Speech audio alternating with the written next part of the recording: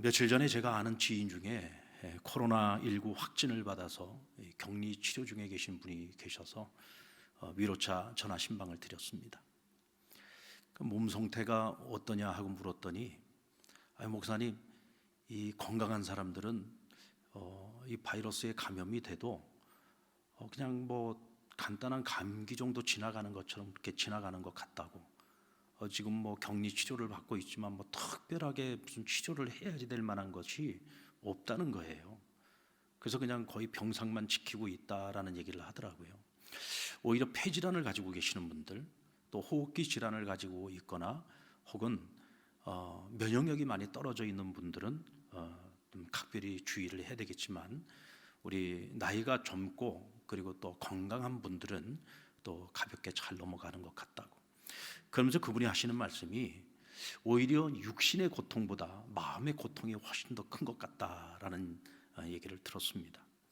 많은 분들이 전화를 해서 위로를 해주겠다고 전화를 하는데, 혹시 가족 중에 신천지가 있냐, 뭐 혹은 누구에게 전염이 됐냐, 이런 것들을 자꾸 물어본다는 거예요. 그러지 않아도 내가 확진이 됐다는 것 때문에, 또 나 때문에 다른 많은 사람들이 또 피해를 보았다는 것 때문에도 내가 참 마음이 불편하고 힘이 든데, 거기다 또 위로한다고 전화를 한 사람들이 뭐 가족 중에 신천지가 있냐, 누구에게 전염이 됐냐, 이런 것들을 물어보니까 더 마음의 상처가 돼서 아예 그냥 전화를 받지 않고 있다는 얘기를 들었습니다. 여러분들, 성경에도 그런 분이 있지 않습니까? 하루아침에 모든 걸 다 잃어버렸습니다. 동방의 의인이었던 욥의 이야기죠. 심지어는 아내마저도 그를 저주하고 욥을 떠나버렸습니다. 근데 세 명의 친구가 멀리서부터 이 친구 욥을 위로하기 위해서 찾아왔죠. 그들은 욥을 위로하기 위해서 그와 함께하면서, 함께 괴로워하면서 이 친구의 아픔과 그 고통을 위로하고자 애썼습니다. 그런데 그들이 위로하기 위해서 쏟아내는 수많은 말들이 오히려 욥을 위로하는 것이 아니라 오히려 욥에게 더 많은 상처와 더 큰 고통을 안겨주게 됩니다. 사람의 말로 누군가를 위로한다는 것이 여러분 참 이와 같이 어려운 일입니다. 그 사람이 가지고 있는 이 인생의 문제를 해결해 주지 않는 한은 진정한 위로가 되기가 어렵죠. 어떻게 사람의 말을 가지고서 누군가를 위로한다는 것이 여러분 쉬운 일이겠습니까? 그 위로는 어쩌면 잠시의 위로는 될 수 있을는지 모르겠지만 근본적인 위로가 되기는 어려울 것입니다. 시대를 불문하고 사람 사는 세상에는 언제나 위로를 필요로 하는 사람들이 많습니다. 하지만 앞서 말씀드린 것처럼 위로를 받기를 원하는 사람들은 많이 있지만 위로하는 일도 힘들고요. 그리고 세상에서 진정한 위로를 찾는 것은 더더욱 어려운 일입니다. 자, 오늘 본문의 말씀은 예수님께서 제자들과 함께 가버나움에 들어가 그곳에서 행하신 세 가지 사건을 기록하고 있습니다. 첫 번째 사건은 마침 그때가 안식일이었습니다. 예수님께서 그 마을에 들어가셔서 안식일 날 회당에 사람들이 많이 모여 있는데 그곳에 가서 하나님 말씀을 가르치기 시작했다고 했습니다. 그런데 예수님의 그 말씀이 가르침이 딱 끝나자 사람들이 뭐라고 반응을 하느냐면, 저 사람이 오늘 우리에게 가르치는 것은 권위자와 같고 서기관들과 같지 않다라고 그들이 깜짝 놀라고 있는 장면을 기록하고 있습니다. 그리고 두 번째 사건은 마침 그 회당 안에 더러운 귀신 들린 자가 있었는데 예수님께서 그를 만나시고 그 사람에게서 귀신을 내쫓아 주시는 사건이 기록되어 있습니다. 그리고 세 번째 사건은 열병으로 드러누워 있던 베드로의 장모를 예수님께서 고쳐주시고 그 장모가 일어나 예수님을 수종들었다는 사건을 기록하고 있죠. 자, 오늘 본문에도 이 세 가지 사건 속에 위로를 필요로 하는 사람들이 등장하고 있습니다. 진리를 알고 있어요. 하나님 말씀을 알고 있고 율법을 알고 있습니다. 그런데 그 진리의 진정한 의미가 무엇인지를 온전히 깨닫지 못해서 답답해하고 괴로워하고 힘들어하는 사람들이 오늘 이 회당 안에 등장하고 있습니다. 그런가 하면 더러운 귀신에 사로잡혀서 사람인데 사람답게 살지 못하고 짐승처럼 살아가고 있는 그 누구보다 불쌍한 한 영혼이 오늘 이 회당 안에 있었죠. 그리고 육신의 질병, 그 중에서도 원인이 무엇인지를 알지 못합니다. 치료할 방법이 없습니다. 이 질병 때문에 고통받고 있는 그 사람 또한 위로를 필요로 하는 사람입니다. 자, 아이러니하게도 오늘 예수님께서 찾아간 이 마을의 이름이 뭡니까? 가버나움이라고 하는 마을이었죠. 여기서 나움이라고 하는 이 단어는 그 뜻이 위로라고 하는 뜻을 가지고 있습니다. 가버나움은 위로의 마을이라는 뜻을 갖고 있죠. 예수님께서 위로의 마을에 찾아가셨습니다. 그런데 예수님이 영적인 눈으로 보니까 이 마을에 정말 위로받아야 될 영혼들은 너무너무 많은데 지금까지 진정으로 위로할 만한 사람이 이 동네에 없었다는 겁니다. 겉보기만 위로의 마을이지 그 속에는 진정한 위로가 없었습니다. 그런데 오늘 예수님께서 이 마을을 방문하시면서 이 동네 사람들이 예수님으로부터 위로를 받기 시작합니다. 먼저 회당에서 주님의 말씀을 듣고 있는 중에 사람들이 하나님의 말씀 그 진리를 깨닫기 시작합니다. 주님이 가르치시는 말씀을 듣고 사람들이 뭐라고 반응했다고 했습니까? 27절 말씀 우리 같이 한번 읽어볼까요? 시작. 무사람이 그의 교훈에 놀라니 이는 그가 가르치는 것이 권위 있는 자와 같고 서기관들과 같지 아니함일러라. 서기관들이 하나님의 말씀을 가르칠 때에는 무엇을 근거로 가르쳤을까요? 모세의 오경, 또 장로들의 전통과 해석, 혹은 선지자들의 해석. 지금까지 그들은 오랜 전통 속에서 배워온 것을 가지고 백성들을 가르쳤습니다. 그런데 오늘 예수님이 가르치시는 내용을 가만히 들어보니까 배워서 가르치는 것이 아니라 예수님께서는 자신의 권위를 가지고 가르치고 있다는 거죠. 그래서 예수님은 권위 있는 자와 같다라고 말하고 있는 것입니다. 그런데 여기서 더 중요한 것은 뭐냐면 예수님께서 가르치실 때 그 가르침이 너무나 명쾌했다는 거예요. 하나님의 말씀이 확실하게 깨달아지도록 가르쳤다는 겁니다.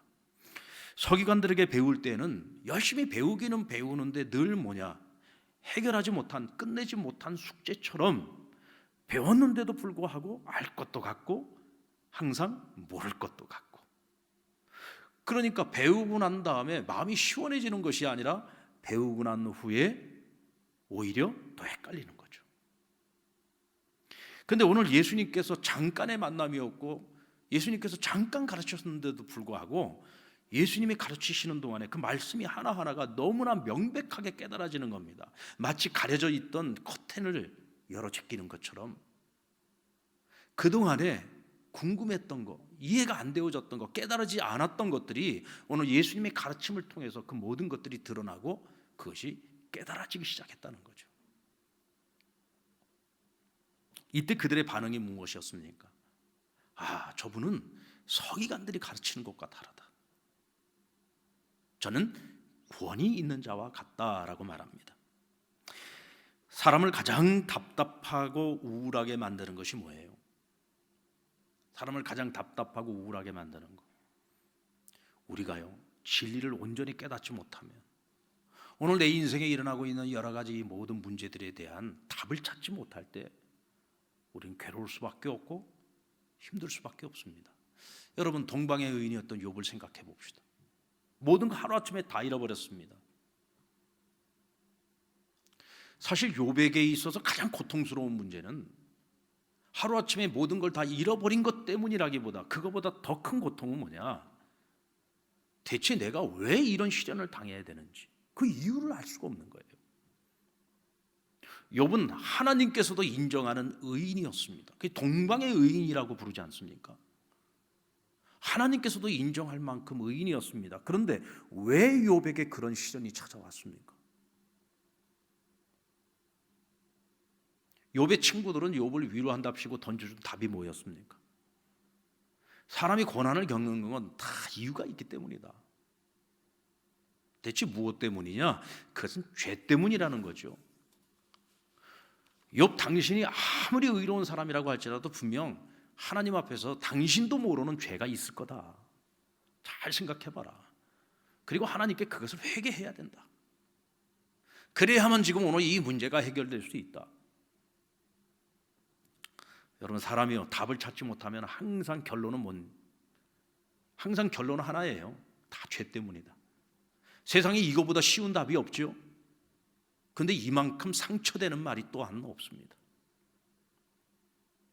말은 쉽습니다. 다 죄 때문이야. 분명 당신도 모르는 감추어진 어떤 죄가 있을 거야. 누가 그 얘기 못 하겠습니까? 근데 그 말이 과연 누군가에게 위로가 되겠습니까? 죄를 안다고 한들 그 문제가 해결이 되겠습니까? 가장 쉬운 말이지만 가장 상처 주는 말이죠. 사실 욥이 당하는 그 고난의 답은요, 하나님만이 알고 계십니다. 우리가 알고 있는 것처럼 욥이 시험을 당할 수밖에 없었던 거, 그것은 하나님과 사단 사이에 이 욥의 믿음을 놓고 하나님과 승부를 걸었던 거죠. 그러니까 이 사건은 하나님만이 답을 가지고 있는 거예요. 근데 중요한 것은 욥이 끝까지 하나님에 대한 신뢰를 잃어버리지 아니하고 끝까지 하나님을 배신하지 않고 그 믿음을 지켜냈다는 거죠. 그럴 때 하나님께서 결국 욥으로 하여금 그 답을 찾게 하시고, 그리고 하나님의 때에 그가 잃어버린 그 모든 것보다 하나님께서 훨씬 더 좋은 것들로 욥을 채워주시고 그를 복주신 사건을 우리는 성경을 통해서 알고 있습니다. 오늘 우리 그리스도인들이 받은 복 중에 가장 큰 복이 있다면 그것은 우리 인생의 모든 답을 가지고 있는 성경을 하나님이 우리에게 주셨다는 겁니다. 그리고 그 성경을 주셨어도 그 성경을 읽고 그 성경을 이해하지 못하고 깨닫지 못하면 그 책에 아무리 보물이 담겨 있어도 그것은 우리와 아무 상관이 없죠. 그런데 하나님께서 우리에게 그것을 깨달아 알 수 있도록 성령을 우리에게 보내어 주셨고, 성령님이 우리로 하여금 그것이 믿어지고 하나님의 말씀을 따를 수 있도록 도와주고 계신다는 겁니다. 우리가 살면서 답을 얻지 못한 숙제가 있습니까?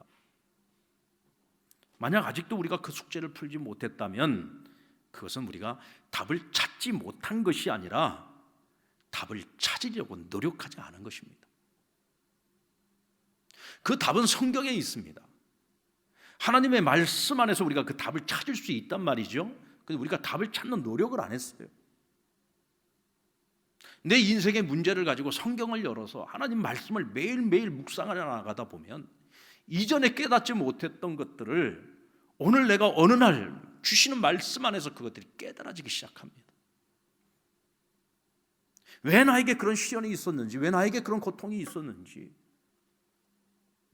나와 상관없는 일인 줄 알았는데 그것이 나와 상관이 있는 일이고 여기에 하나님의 깊은 뜻이 있었음을 깨닫게 하신다는 거죠. 아직도 우리가 숙제를 풀지 못했다면 여러분, 포기하지 말고 매일 성경을 열고 성령의 도우심을 구하면서 매일매일 말씀을 묵상해 보십시오. 하나님께서는 오늘 우리의 필요에 따라 하나님의 때에 반드시 그것을 우리로 하여금 알게 하시고 깨닫게 하시고 오늘 우리의 마음을 시원케 하시며 하나님의 참된 위로가 우리에게 임하는 것을 경험하게 될 것입니다.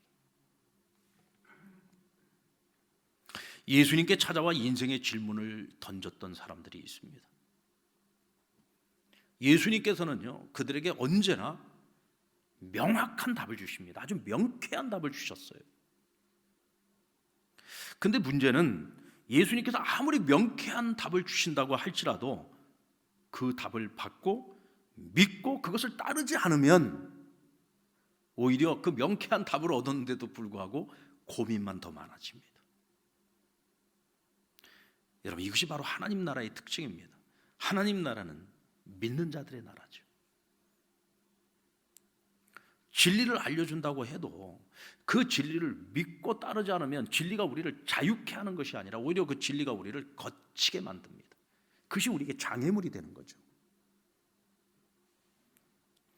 가버나움 회당 안에 있는 사람들이 오늘 예수님이 가르치시는 말씀을 듣고 깜짝 놀랐습니다. 저는 권위 있는 자의 가르침이다. 그만큼 예수님께서 하나님 말씀을 해석해주고 풀어서 설명을 해주실 때 그들이 명쾌하게 깨달았다는 것, 그동안에 깨닫지 못했던 것들을 확실하게 알게 되었다는 얘기입니다. 그런데 여러분, 그것이 그저 놀라고 감동하는 것으로만 끝나버린다면, 그것으로 인하여 예수님을 믿고 따르는 자리로 나아가지 않는다고 한다면 그 말씀은 그들에게 위로가 되지 못합니다. 또한 예수님과의 만남이 그들에게 위로가 되지 못하죠. 우리 인생의 모든 문제를 해결해 줄 수 있는 예수님이 지금 내 앞에 있다 할지라도 내가 그분을 믿고 그분을 따르지 않으면 예수님도 우리 인생의 문제를 해결해 주실 수가 없는 겁니다. 여러분, 아직도 풀지 못한 숙제가 있어서 고민하고 있습니까? 그렇다면 더 이상 고민하지 마시고 내 인생의 문제에 답을 가지고 계시는 주님 앞에 나아가서 무릎을 꿇고 주님 앞에 그 답을 찾으십시오. 주님께서는 우리에게 답만 주시는 것이 아니라 우리가 가지고 있는 그 인생의 문제를 해결해 주심으로써 하나님의 그 선한 뜻을 알게 하시고 오늘 우리의 마음을 시원케 할 뿐만 아니라 하나님의 그 참된 위로를 우리에게 선물로 주실 것입니다. 그리고 회당 안에 있던 더러운 귀신 들린 자가 오늘 예수님 때문에 귀신 들림으로부터 자유함을 얻고 참 위로를 얻게 됩니다. 마가복음은 복음서들 가운데 장수가 가장 작은 책입니다. 그렇다 보니까 주님과 관련된 어떤 사건들을 기록할 때나 또 주님이 가르치신 말씀을 기록할 때 굉장히 간결하게 기록하고 있는 것을 볼 수가 있습니다. 그럼에도 불구하고 예수님이 행하신 기사와 표적 중에 어느 마을을 가든지 항상 따라다니는 사건이 있어요. 그것이 뭐냐? 귀신을 내쫓는 사건입니다. 마가복음을 읽다 보면은요, 야, 예수님 시대에 웬 귀신 들린 자들이 이렇게 많은가 이런 생각이 들 정도로 예수님께서 이 귀신을 내쫓는 사건들이 참 많이 기록되어 있어요. 심지어는 예수님께서 귀신 내쫓았다는 이 소문을 듣고 또 뭐 이곳저곳 이 동네 저 동네에서 그 동네들마다 귀신 들린 자들이 있으면 사람들이 다 예수님 앞으로 데리고 나오는 거예요. 그러다 보니 귀신을 내쫓는 사건들이 더 많이 기록이 되고 있는 겁니다. 그런데 그들 중에는 누가 봐도 저 사람은 귀신 들린 사람이야 하고 알아볼 수 있는 사람이 있는가 하면 오늘 이 본문에 나타나는 회당 안에 있는 이 더러운 귀신 들린 사람처럼 이 사람이 귀신 들린 자인지 아닌지 전혀 구분할 수 없는 그런 사람도 있었습니다.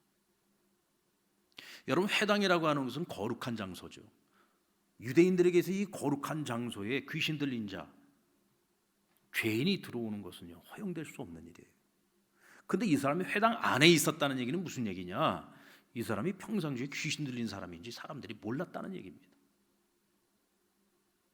그런데 이 회당에 예수님이 들어오심으로써 이 사람이 더러운 귀신 들린 자인 것이 밝혀지고 드러나게 된 것이죠. 어쩌면 이 세상에는 귀신 들림이 드러나는 사람들도 있지만 드러나지 않는 사람들이 훨씬 더 많을런지 모릅니다. 아니, 자기 자신조차도 오늘 내 영혼을 사단이, 귀신이 지배하고 있다는 것을 전혀 알지 못하는 거죠. 나의 생각과 나의 가치관과 나의 세계관, 이런 모든 것들을 사단이 딱 쥐고 있어가지고 내 인생이 바른 삶을 살아가지 못하고 더러운 삶을 살아가게 되는 그런 존재들이 얼마나 많아요. 근데 그것을 스스로가 깨닫지 못하고 있는 거죠. 하지만 그 어떤 악한 영들도 예수님 앞에서는 그 정체가 다 드러나게 됩니다. 오늘 24절에 보십시오. 같이 읽겠습니다. 시작. 나사렛 예수여, 우리가 당신과 무슨 상관이 있나이까? 우리를 멸하러 왔나이까? 나는 당신이 누구인 줄 아노니 하나님의 거룩한 자니이다. 귀신이 귀신같이 주님을 알아보고 먼저 선수를 치고 있습니다. 나는 당신이 누구인 줄 압니다. 당신은 하나님의 거룩한 자니이다. 당신은 하나님의 거룩한 자입니다. 마치 예수님에 관해서 모든 걸 다 아는 것처럼 오늘 이 귀신 들린 자 안에 있는 귀신이 예수님을 알아보고 당신은 거룩한 자라고 칭하고 있습니다. 그런데 여러분, 사람들은 여기에 대부분이 다 속아 넘어갑니다. 정말로 이 사람이 이 귀신이 모든 걸 다 아는 것인 양 사람들이 착각을 하는 거죠. 지금 이 귀신도 그걸 노리고 있는 겁니다. 자신이 예수님을 가리켜서 당신은 하나님의 아들이요, 당신은 거룩한 자요, 이렇게 이야기함으로써 사람들이 그 예수를 하나님의 아들로서 믿음에 이르게 하려고 하는 것이 아니죠. 뭡니까? 나는 모든 걸 다 아는 존재야. 당신들은 저 예수가 누군지 모르지 나는 알아. 당신들이 모르는 것을 나는 다 알고 있어. 이것을 사람들에게 드러내고 싶은 거죠. 이것이 뭡니까? 미혹하는 겁니다. 사람들을 시험하는 것이죠. 여러분, 마귀 사단 귀신은 철저하게 속이는 자입니다. 미혹하는 자입니다. 그리고 사람들을 잘되게 하고 행복하게 하려고 하는 존재가 아니라 멸망에 이르게 하는 존재입니다. 근데 사람들은 이런 거짓말과 미혹하는 말에 너무 쉽게 잘 넘어가요. 그래서 사람들은 어리석게도 두려움과 염려가 있을 때 뭔가 위로받고 싶어서 누구를 찾아갑니까? 무당을 찾아가거나 접신하는 자를 찾아가거나 혹은 점쟁이를 찾아가죠. 그들의 말을 들으면서 마음이 시원해집니다. 막 지금 당장에 뭐 문제가 해결되는 것처럼 마음이 시원해지죠. 근데 여러분, 그것은 잠깐이죠. 오히려 그것 때문에 더 많은 상처를 받게 되고 결국은 그것 때문에 모든 걸 다 잃어버리고 망하게 됩니다. 여러분들, 신천지 이단이 이번 이 코로나19 사태를 통해서 뭐 만천하에 다 드러나게 되었는데, 이 신천지 이단의 가장 큰 특징이 뭡니까? 이 사람들은 입만 열면 거짓말입니다. 아예 거짓말을 대놓고 가르치잖아요. 대놓고 가르치면서 뭐라고 얘기를 합니까? 우리가 구원을 얻기 위해서는, 더 많은 사람들을 구원하기 위해서는 이런 거짓말은 하얀 거짓말이다, 이러고 가르칩니다. 대놓고 거짓말을 가르치죠. 거짓말을 해서라도 그 사람이 구원을 얻는다면 이 거짓말은 타당한 것이다 라고 가르칩니다. 어떤 목사님이 그런 얘기를 하더라고요. 저 신천지 저 사람들 전도하는 거 보니까 정말 대단하다. 어떻게 전도를 해가지고 뭐 30만 가까운 성도를 저렇게 만들어낼 수가 있냐. 교회가 저 신천지처럼 전도를 하면은 교회도 폭발적인 부흥이 일어나겠다, 이런 얘기를 하더라고요. 근데 여러분, 그게 가능한 얘기입니까? 신천지처럼 전도하려면요, 처음부터 끝까지 다 거짓말해야 돼요. 하나님의 교회가 거짓말할 수 있습니까? 하나님의 사람들이 거짓말할 수 있습니까? 이것이 과연 전도라고 할 수 있습니까? 이건 마귀가 하는 짓이고 사단이 하는 짓이고, 이것은 귀신들이 하는 짓입니다.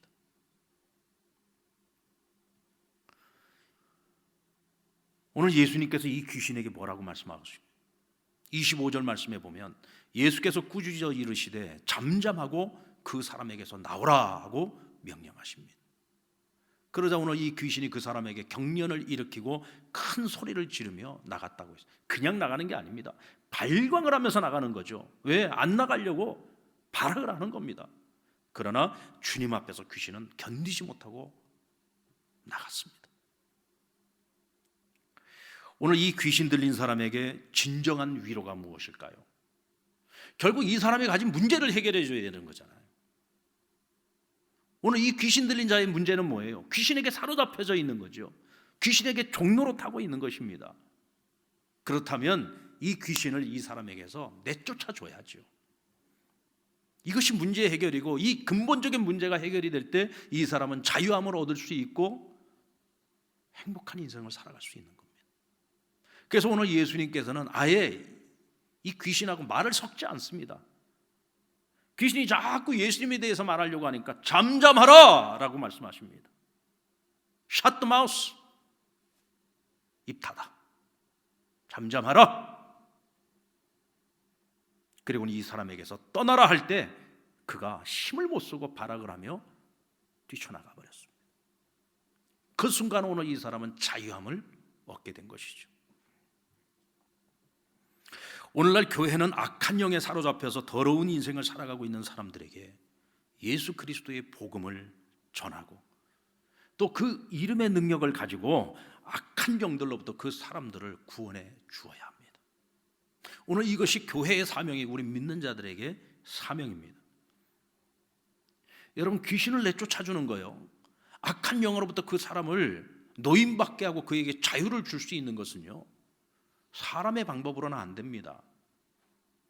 사람들이 누구를 찾아가요? 무당 찾아가잖아요. 무당 찾아가서 구술하지 않습니까? 여러분, 우리가 구술하면은요, 무당이 귀신을 내쫓는 것처럼 보이죠. 그게 아닙니다.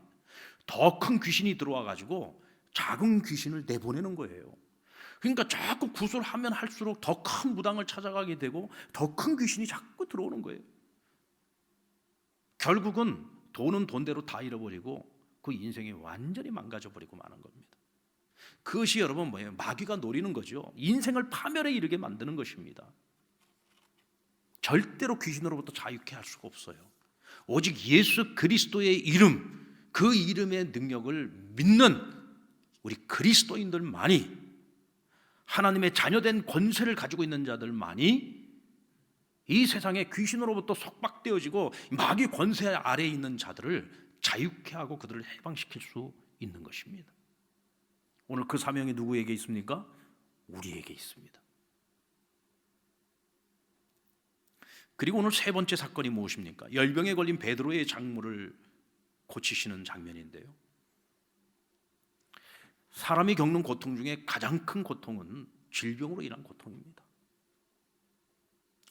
여러분들 질병으로 고생해 보신 적 있죠?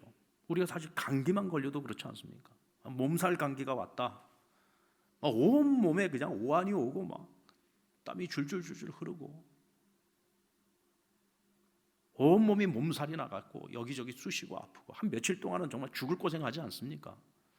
그래서 요즘은 약이 많이 좋아져 가지고 그래도 우리가 좀 덜 고생을 합니다만은, 일단 한번 감기에, 좀 지독한 감기에, 독감에 걸리게 되면 고생하죠. 그래도 그런 것들은 약 먹고 며칠 지나면 낫는 병이지만 이유를 알 수 없는 병들도 많이 있습니다. 그 병이 어떤 병인지 알지만 치료할 방법이 없어서, 고칠 수 있는 방법이 없어서, 치료에도 한계가 있어서 결국은 죽음에 직면해야 되는 그런 질병들도 많이 있죠. 우리 성도들을 만나고 목회를 하면서 보면 참 이 질병 때문에 고통받는 성도들이 많이 있어요. 병의 원인이 무엇인지를 알지 못하고 치료할 방법이 없다면 그보다 큰 두려움은 없을 겁니다. 지금 우리가 코로나19 때문에 다들 온 세계가 지금 다 두려워하고 있지 않습니까? 사실은 이 질병 때문에 찾아오는 어떤 사망자들이라든지 혹은 이 질병 때문에 오는 고통이라든지 그런 것들은 또 다른 질병과 비교해 보면 사실 별것 아닙니다. 근데 문제는 뭐냐? 오늘 이 질병의 원인이 무엇인지를 찾지 못하고 치료제를 찾지 못해서 지금 다들 두려워하고 걱정들을 하는 거죠. 자, 오늘 베드로 장모의 열병이 그렇습니다. 오늘 재미있는 것은 오늘 이 베드로의 장모가 지금 열병으로 들어누워 있는데 사람들이 예수님께 자꾸 물었대요. 뭘 물었는지는 모르겠어요. 근데 우리가 추측해 볼 수 있는 거는, 예수님, 오늘 저 여인이 지금 왜 저렇게 들어누워 있습니까? 저 여인이 지금 열병에 걸렸는데 그 열병의 원인이 무엇입니까? 하고 물었던 것 같아요. 근데 예수님께서 거기에 대해서 단 한마디도 말씀하지 아니하시고 그 여인에게 다가가서 그 여인의 손을 잡아 일으키시니 이 여인의 병이 떠나가고, 그러니까 열병이 떠나간 것입니다. 열병이 떠나가고 일어나 예수님께 수종을 들었다고 말씀하고 있어요. 자, 그렇다면 오늘 이 여인이 걸린 열병의 원인이 무엇이었을까요? 사실 오늘 이 여인이 가지고 있는 열병은요, 열병이라기보다는 화병이 더 오를 겁니다. 그렇게 착한 사위였던 베드로, 처자식 먹여 살리겠다고 그렇게 열심히 성실하게 살아왔던 베드로, 정말 듬직한 사위였던 베드로입니다. 그런데 그가 어느 날 한 젊은 30살밖에 되지 않은 젊은 남자가 찾아와 가지고 나를 따르라 하니까 배고 그물이고 다 던지고 처자식 다 버리고 그 30살밖에 안 된 그 젊은 청년을 따라 나선 거예요. 자기가 알고 있는 사위 베드로가 그렇게 무책임한 사람이 아닌데 어떻게 이렇게 무책임하게 처자식 다 버리고 그럼 앞으로 자신의 딸과 손주들은 대체 뭘 먹고 살아야 돼? 그들의 생계를 생각하고 그들의 장래를 생각하니까 오늘 이 베드로 장모가 잠이 안 오는 거예요. 이 사위를 생각할 때마다, 거기다가 그 사위를 꼬셔가지고 데리고 간 그 예수를 생각할 때마다 막 속에서 부해가 나는 겁니다. 화병이 난 거예요. 화병이.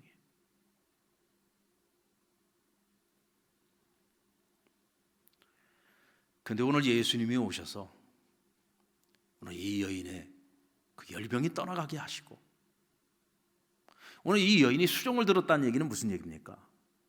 관계가 회복됐다는 얘기죠. 예수님에 대한 오해가 풀리고, 또 원망했던 그 자신의 사위 베드로에 대한 마음이 풀리고, 그러면서 정말 기쁨으로 사위를 보내주는 거죠. 그리고 마음으로 예수님이 하시는 그 일들을 지지해 주는 것입니다. 관계가 회복된 것이죠. 여러분, 예수님은 이런 분입니다.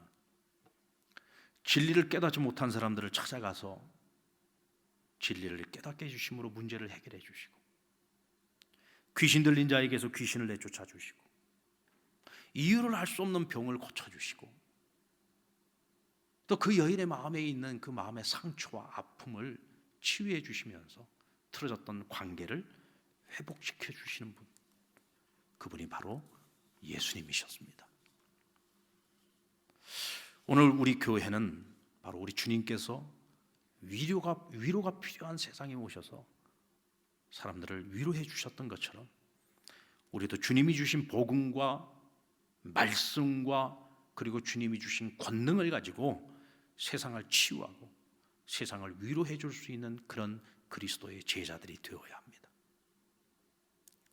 이를 위해서 위로를 필요로 하는 자들을 공감해 주시는 주님의 그 마음을 가져야 될 것 같아요. 늘 주님께서는 가난하고 병든 자들을 볼 때마다 긍휼히 여기셨다고 해서, 긍휼히 여겼다는 말은 공감하셨다는 뜻입니다. 공감하셨습니다. 그리고 우리를 필요로 하는 많은 사람들이 있습니다.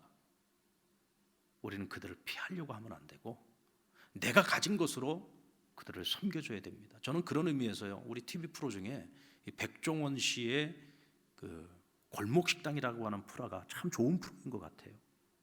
이 백종원 씨는 음식을 좋아하는 사람이에요. 음식 만드는 거 좋아하는 사람이고, 또 요식업으로 굉장히 성공한 사람이죠. 근데 그는 자신이 가지고 있는 달란트를 가지고 뭐예요? 골목 상권에서 굉장히 힘들고 어렵고 장사가 안 돼서 늘 힘들어하고 있는 그 이웃들을 찾아가 가지고 자신이 가지고 있는 노하우로 그들이 장사를 잘 할 수 있도록, 또 음식 맛이 없으면 맛있는 음식을 만들어낼 수 있도록 코치해주고 도와주잖아요. 문제를 해결해 주는 겁니다. 그들의 문제를 해결해 줌으로써 그들을 위로해 주는 거죠. 이 백종원 씨는 제가 아는 것으로는 이분은 뭐 예수 믿는 분이 아니에요. 신앙생활 하는 분은 아닙니다.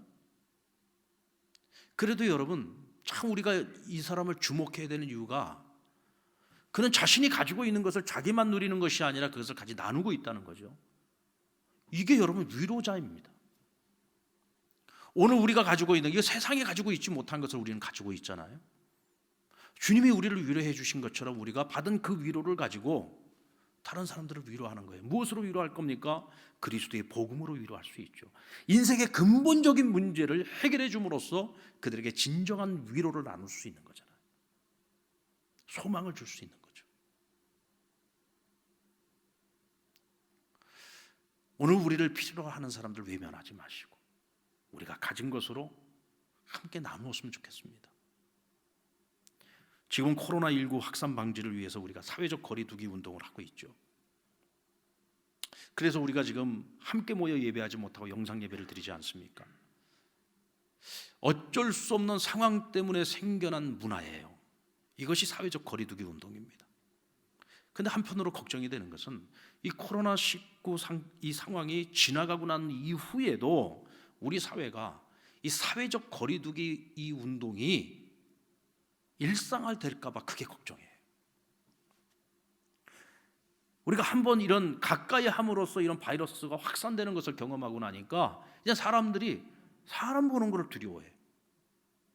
엘리베이터에서요, 이웃 주민을 만나면은 막 상대방이 내가 분명히 마스크를 쓰고 있는데도 딱 일단 엘리베이터 문이 쫙 열려서 그 안에 사람이 있으면 사람을 보고 깜짝 놀래요. 한 걸음 뒤로 합니다. 벌써 우리들의 마음속에 어느 순간인가부터 지금 사회적 거리두기 운동이 이게 우리의 삶의 일상화가 지금 되어져 가고 있는 거예요. 저희는 이 상황이 끝나고 난 이후에도 이런 상황이 계속 지속될까 봐 이게 참 걱정이 됩니다. 교회도 역시 마찬가지죠. 우리가 지금 각 가정에서 예배를 드리고 있습니다. 이게 지금 사회적 거리두기 운동인데, 이 모든 상황이 종료되고 난 그 이후에도 이것이 만약 교회 안에도 정착이 되어져 버리면 그냥 나는 편안하게 집에서 편안하게 영상으로 예배 드릴 거야. 사람 만나는 것도 싫고. 여러분, 이건 건강한 신앙이 아닙니다. 교회가 지금 가장 우려하는 것 중에 한 가지가 바로 그거죠. 우리의 신앙생활에, 또 우리 성도들 간의 교제와 또 우리 이웃들과의 교제에 있어서 사회적 거리두기 운동이 혹이라도 이 코로나 바이러스보다도 더 무서운 바이러스가 될까 봐 걱정스러운 겁니다. 그것이 우리 사회로 하여금 무관심의 바이러스, 개인주의 바이러스와 같은 이 영혼의 바이러스가 우리 사회를 오염시키지 않을까 걱정스러운 것이죠. 여러분, 우리는 지금 주중에 모일 수가 없습니다. 주중에 만날 수도 없고 서로 교제하기도 어렵잖아요. 예전에는 늘 교회 와서 만나고 교제하고 같이 차 마시고 함께 기도하고 그 시간들이 그립지 않습니까? 그 몇 주 안 지났는데도 다들 지금 그립잖아요. 왜요? 그것이 신앙생활이기 때문이에요. 그게 아름다운 삶인 겁니다. 근데 이 코로나19가 우리에게서 그 모든 것들을 다 빼앗아 갔습니다. 근데 우리가 여기에 매몰돼 버리면 안 된다는 거죠. 어떻게 해야 됩니까, 여러분? 우리가 만날 수는 없지만 하나님께서 우리에게 좋은 도구를 주셨잖아요. 핸드폰. 좀 카톡도 좀 날리시고 영상통화도 좀 하시고 문자도 좀 나누시고 또 핸드폰으로 직접 통화도 하시고 하면서 구역장들, 우리 구역 식구들도 이번 기회를 통해서 좀 일일이 다 좀 전화해서 형편들도 좀 살피고 서로 위해서 기도해주고, 우리가 또 지금 999 기도 운동하고 있지 않습니까? 이번 기회를 통해서 우리가 함께 999 기도 운동을 하면서 우리 가족이 같이 모여서 함께 기도하고, 그래서 가족 간에도 우리가 함께 기도하는 운동에 우리 온 식구들이 같이 동참하도록 만들고, 그동안에 내가 바쁘게 사느라고 정신없이 사느라고 하나님과의 1:1 관계가 소홀했었다면 이번 기회를 통해서 성경도 읽고 또 하나님 말씀도 우리 홈페이지에 들어와서 그동안 못 들었던 하나님 말씀들도 좀 챙겨서 듣고 기도하는 시간을 가지면서 하나님과 더 친밀함을 이룰 수 있다면 오늘 우리가 지금 보내고 있는 이 시간들이 잃어버린 시간이 아니라 우리에게 그 어떤 시간들보다도 소중한 시간으로 우리가 만들어갈 수 있다는 거죠. 그러면서 하나님이 우리를 위로해 주시지 않겠습니까? 또 우리가 서로를 위로할 수 있지 않겠습니까? 우리가 다시 만나서 얼마든지 서로 얼싸안고 서로 악수하고 포옹하고 그렇게 함께 교제할 수 있는 그 시간들이 머지않은 시간에 금방 우리에게 찾아올 것입니다. 지금 우리에게 주어진 이 시간들을 잘 보내시고 사회적 거리두기가 우리에게 자리 잡지 않도록 우리 스스로가 애쓰고 노력하면서 하나님이 우리에게 주신 위로의 사명을 잘 감당할 수 있는 우리 상남의 모든 믿음의 식구들이 될 수 있기를 주의 이름으로 축원합니다.